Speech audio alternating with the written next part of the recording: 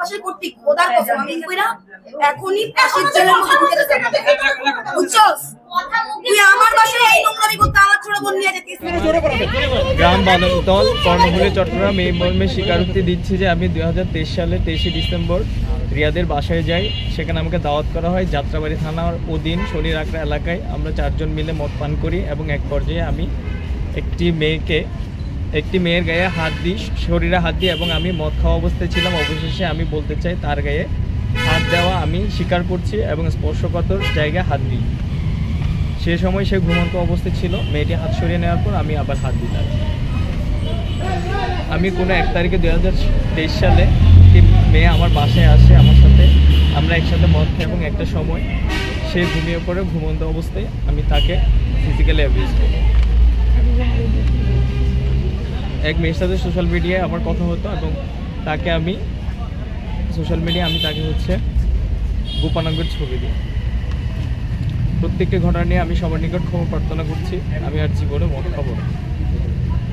আমি মদ খাবো না মানে বলেন আর কি করবেন না? মদ খাবো না, আমি আর কোনো মদ খাবো না। আমি কোনোদিন মেয়েদের সঙ্গে অশালীন আচরণ করবো না। সব সময় মনে রাখবো যে এটা যেন আমারও না হয় এবং কেউ যেন এটা না করে। আমি নিজেরটা মনে রাখবো, আর কোনোদিন সেটা হবে আর কোনোদিন সেটা হবে।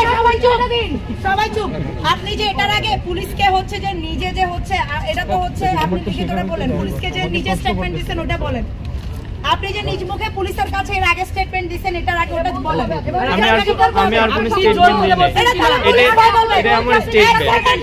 আমি কোনো স্টেটমেন্ট এটাই দিয়েছি। এটা তো লিখিত ছিল। এটা তো যেটা মুখে বলছো ওটা আসলে লিখিত হবে। আগে আর কোথায় কথা দিয়ে এই জোর করে বলেন গাইস চুপ। এই বুড়ুড়া এই ভাই চুপ করেন। পুলিশ আঙ্কেল আপনার কাছে কি উনি এর আগে স্টেটমেন্ট দিছে? আপনার কাছে কি কনফেস করছে এটার আগে? হ্যাঁ আমার কাছে স্বীকার করেছে। হ্যাঁ তখন কি পাবলিকের সামনে ছিল নাকি আপনার কাছে স্বীকার করছে? না তখন না, আমরা ভিতরে ছিলাম। আপনারা ভিতরে ছিলেন তখন স্বীকার করছে। ঠিক আছে, আপনাদের কাছে তার মানে আপনারা একটা স্টেটমেন্ট নিছেন, এরপর আমরা স্টেটমেন্ট। হ্যাঁ আমাদের কাছে মৌখিক একটা স্টেটমেন্ট সে দিয়েছিল। হ্যাঁ আপনাদের কাছে কি তখন কি সে স্বীকার করেছে যে সে এই যে স্বীকার করেছে?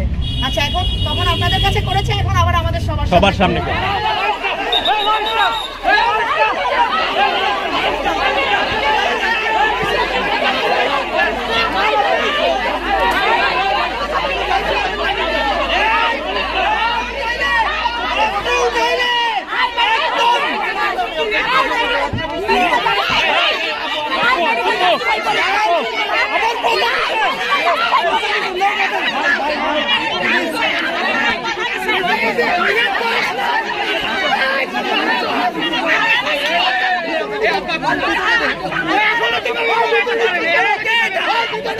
যখন লিখি তখন আপনারা সবাই ছিলেন, পুলিশ ছিল, সেনাবাহিনীও ছিল। তো আমার স্টেটমেন্টের বাইরে আমি